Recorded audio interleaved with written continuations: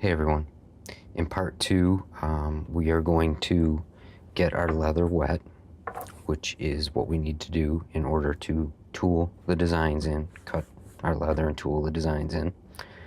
It's also going to help with the bend and that.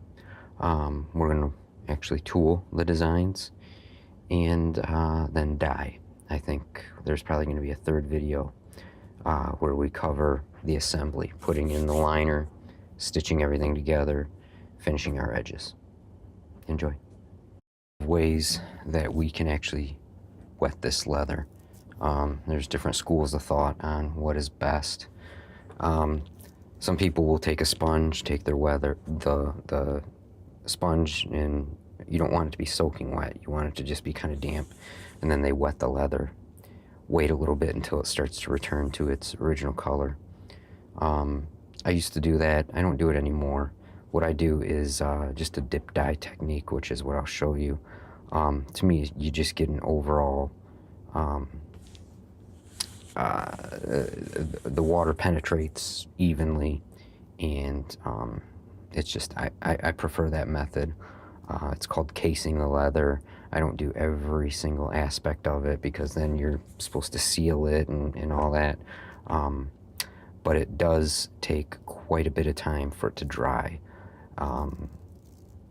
So what I'm going to do is I'm going to dip it, and then this is actually going to sit for hours. And then what I'll probably do overnight, since it's a little late anyways, is let it sit for a few hours, and then before going to sleep, I'm just going to actually put some saran wrap over top of it so it doesn't dry as quickly. It'll let it hold a little bit because I don't want it to dry too much or all the way before I start tooling. So you'll see as we go further.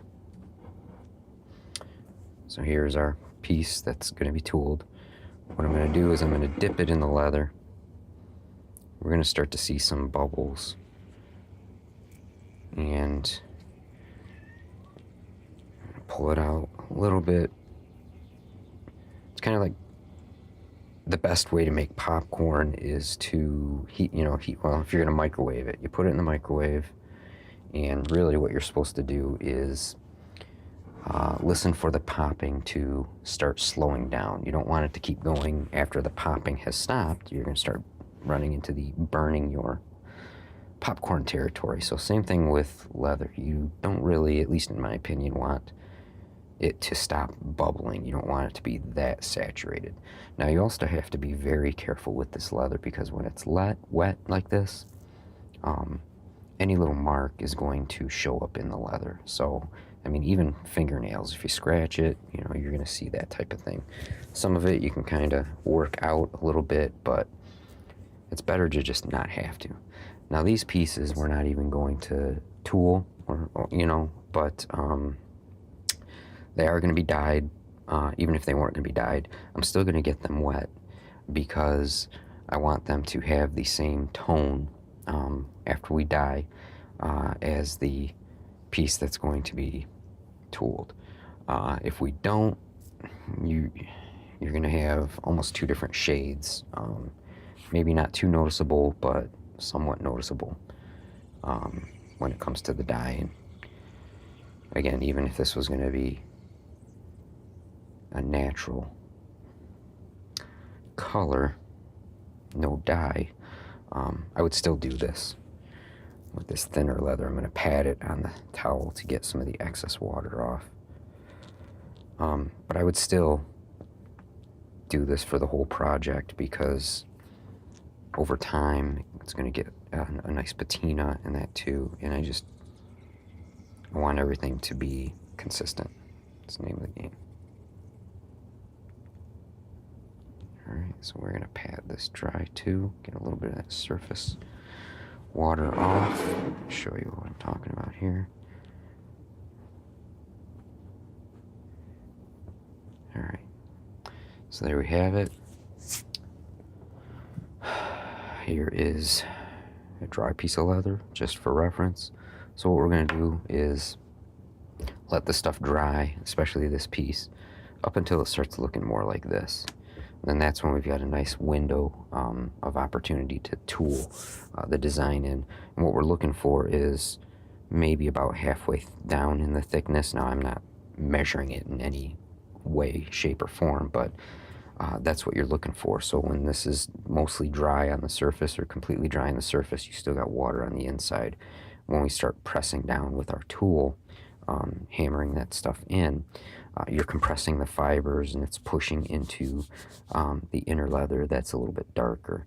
And then that's where you're going to get some nice contrast with bevel work and those types of things.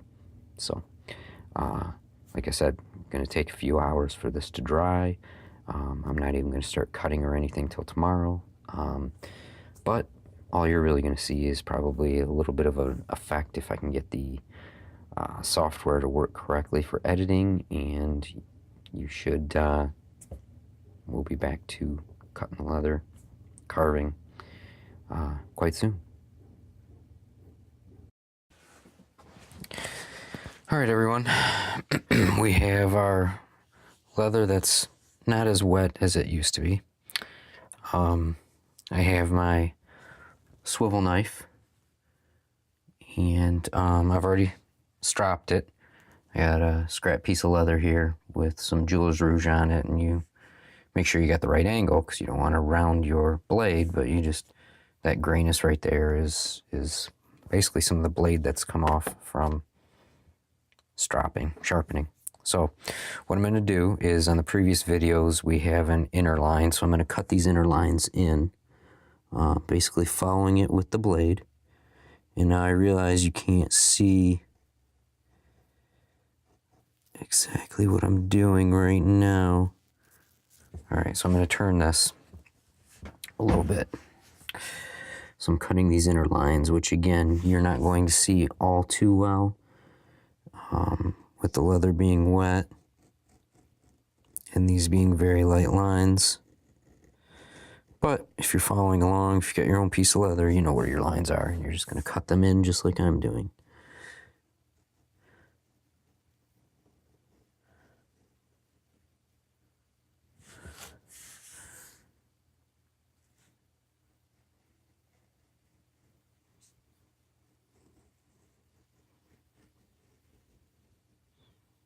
So that'll give us a nice border. We didn't have to do that. What I could have done was just maybe gone over it a little bit darker so that it stuck out, but this again is a wallet piece for myself, and I just kind of felt like experimenting a little. So again, we're going to do the inner line, as this one was about 3/8 from the cut, just like that one was about 3/8 in from the edge. Our stitch lines, which we're not going to cut, are about 1/8 of an inch in from each point. All right, so now that that's done, the next thing you do is, well, I'm going to be using a basket weave tool. All right. We're also going to be using what's called a camouflager, or not a camouflager, it's like a border tool. I think it's a camouflager is what it's called. So this one is, if you go to Tandy, it is a craft tool number 431, and the basket weave is a craft tool X511. So what you want to do first, I'm using scratch all, which is something we always use. You know what? What I was going to do was have the basket weave going this way, and then what I would do is have to scribe a horizontal line as my starting point. That's only going to start with a couple. Actually, what I think I'm going to do is this basket weave is going to go at an angle. I do like doing that. So actually, I need to pull out my mallet. So I've got a few different mallets. This is the one that I like to use with like a poly head for stamping. I do have some rawhide mallets too, which give you a little bit more power for setting rivets and buttons and things like that. So if we were to scribe a center line, I would line up the side of my stamping tool with that center line and hammer it in. So we're just going to say that this, you know, these lines here, this one is going to be my center line. So let's do this. Let's start here, line that up right into that groove. Press down a little bit. All right, and it's important you have, I've got marble. It's important you have something like marble when doing this, because you need that for these tools here and pushing them into leather. So this next one, it's gonna just follow right in line. This isn't typically how you start. Typically, I would have gone diagonally, and you just kind of go back and forth cross lines, but I'm not going to do it that way because I don't want any marks on the inside of this. So I'm going to keep following this. It's not going to be perfect, but again, it's handmade. And you're not going to find perfection in handmade items. So I leaned this forward just a little bit on this one. Which gives it a light mark here on the side, which is great because that's what this camouflage tool is for. It's going to go around these edges and you're not going to see that lightness. So, actually, wow, what I should have done. Okay. I am going to use this scribe because I'm going to actually need it as a guide. So I'm going to scribe. I've got this here all the way to the end. There. All right. So now you're going to actually be able to see what I was talking about earlier. Again, this is a new design, and things like this happen behind the scenes. All right, so I'm going to hammer that in. I'm basically still following this line. All right, and now I gotta be careful here. I'm gonna lean my tool mostly this way and back a little bit because I don't wanna go over that line, but I do wanna have some of the impression up in this area here. So line it up, back. All right, so you see a little bit, which is fine. Now, I'm gonna come over here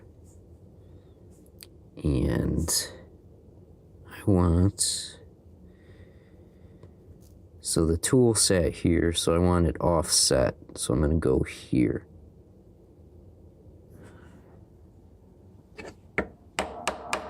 There, now you see it's offset. So I'm going to come up here and lean back a little ways. All right, and we're going to go around this edge. Well, I guess we're not with the camouflager. Yeah, I'm not sure I like this design now. Let's see. All right. Here.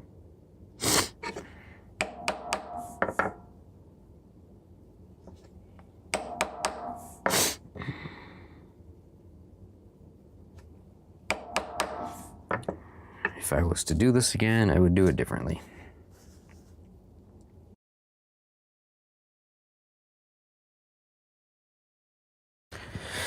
All right, so now we're moving on to the other tool, the camouflager. I'll show you how this works. We're going to start in a corner here,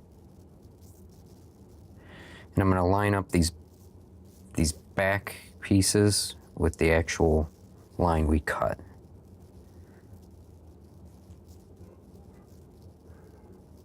All right, and hold it down tight, hit it, and that's what we end up getting. Let's see, can you see that? Yeah, all right. So I'm gonna keep going with this. You just kind of connect them a little bit.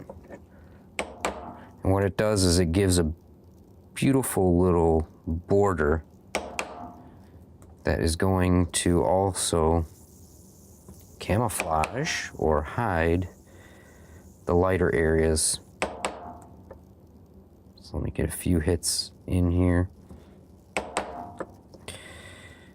Get a line in. Show you what we're talking about. All right. So, and as you can see, the basket weave sort of looks like it tucks right underneath there. All right. So I'm going to continue around the rest of this, and because you don't need to see me do the whole thing. And then I'll turn the video back on. We'll get back to it. All right, so as you can see here, we have the design done. Is it perfect? No. Could I do better? Yeah, of course. I rushed a little bit, partly because my daughter's down here too, so I was trying to pay attention to her a little bit as well. But, you know, to somebody who's just looking at it, who doesn't have the crafter's eye like you guys may have now, it looks good, just offhand, you know. I went with the basket weave going in 2 different directions. I'm kind of happy with that as well. Originally the intent was to have the basket weaving going in this direction, and we would have been able to actually use the border tool all around the diamond here as well, doing that. But because we used that as our lines for 2 of these, really wasn't an option, which is fine. I like it, but I don't, but hey.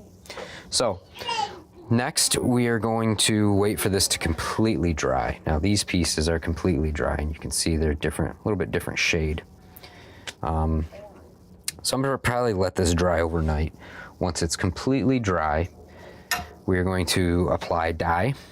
You want to do your tooling before you dye. So we're gonna apply the dye, and then probably an antique. An antique is a gel, and you'll see those are kind of fun to use. You just kind of rub the gel right into these crevices, and then you wipe off the excess, and what it's going to do is all these tooling marks are going to really stand out. Now they stand out already, but once we dye them, they're going to soften up a little bit. So again, it'll be a matter of maybe a couple seconds to you, but I'm going to let this dry overnight.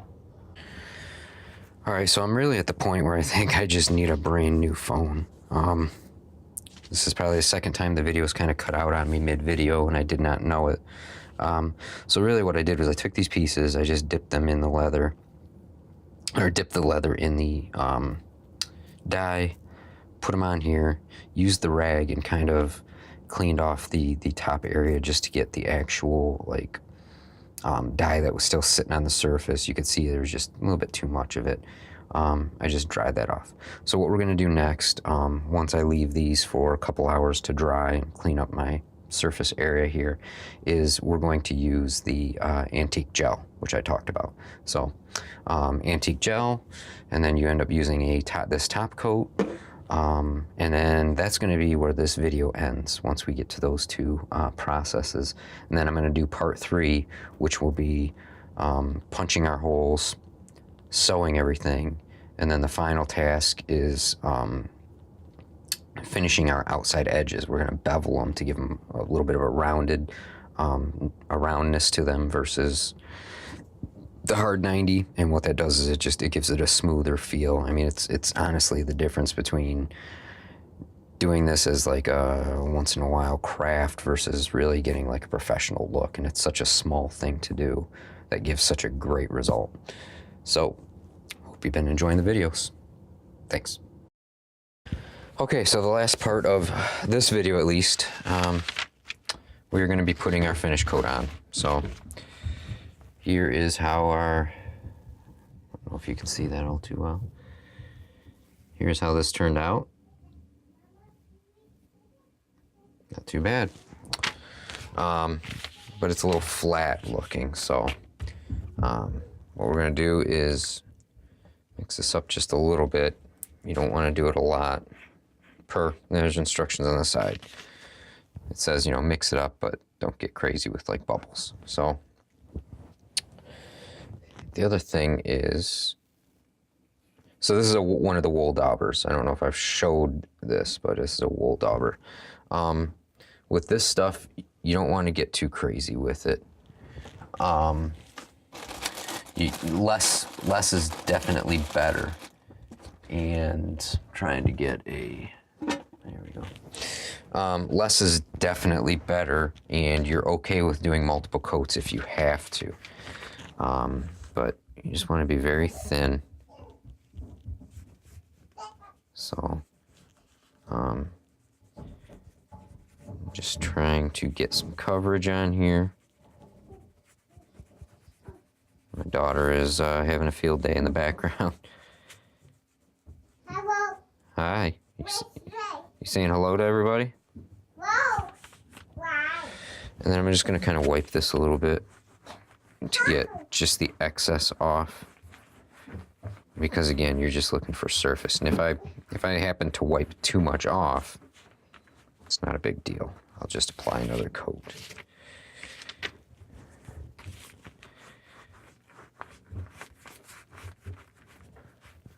All right, so there's that one.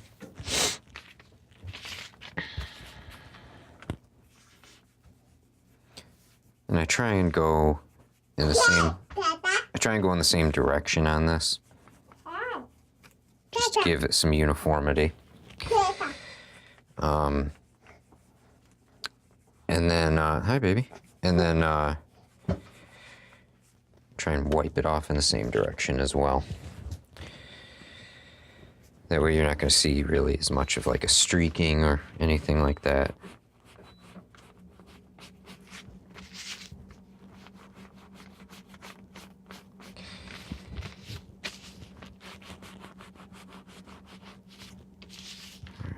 So, once we've got that done,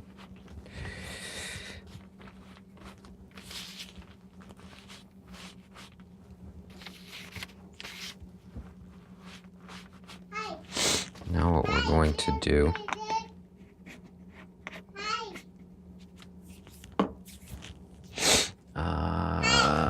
let's get this here.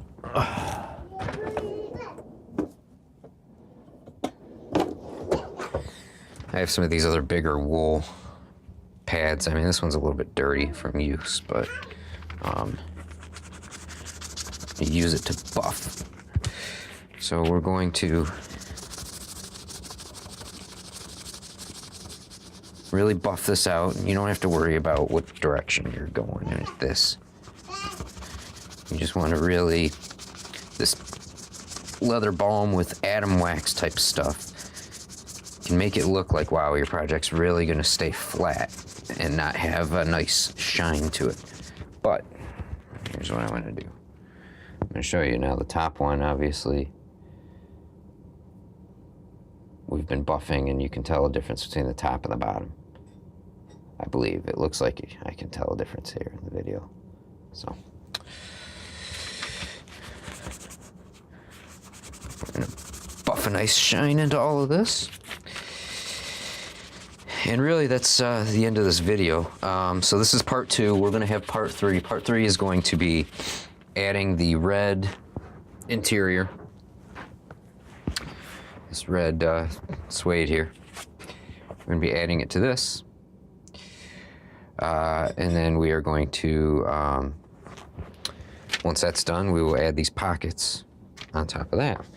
And then the only thing to do after that is to bevel and finish our edges. So that'll be part 3.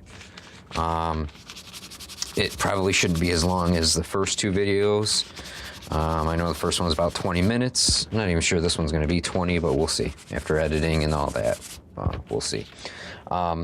So that being said, if people are, whoever is watching all these videos all the way through, I'm looking at probably having a giveaway, and I'll talk about the giveaway in the 3rd series, so or the 3rd video. So be on the lookout for the giveaway. It's nothing really crazy, but I don't know, it might be something that people are interested in, and it's going to be absolutely free shipping and all. So thank you for watching these videos, and you know, actually, thank you for bearing with me through these videos as I try and learn more of the video editing process, and I have errors with my phone, it seems, with some of the video. So, hope everybody's having a great day, and I'll talk to you soon.